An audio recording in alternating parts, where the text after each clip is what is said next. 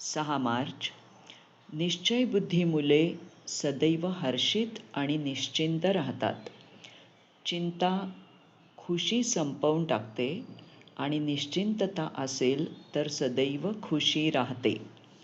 ज्यावेळी कोणत्याही गोष्टीत का झालं, कसं होईल असे प्रश्न येतात तेव्हा चिंता उत्पन्न होते.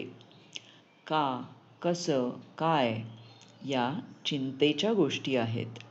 अनेक जण म्हणतात की माझ्याबरोबरच असं का होतं, माझ्याच मागे हे बंधन का आहे, माझ्याच मागे माया का येते, माझाच हिशेब अतिशय कठीण आहे का. त्यामुळे का असं वाटणं म्हणजेच चिंतेची लहर. जो या चिंतांपासून दूर आहे तोच निश्चिंत आहे.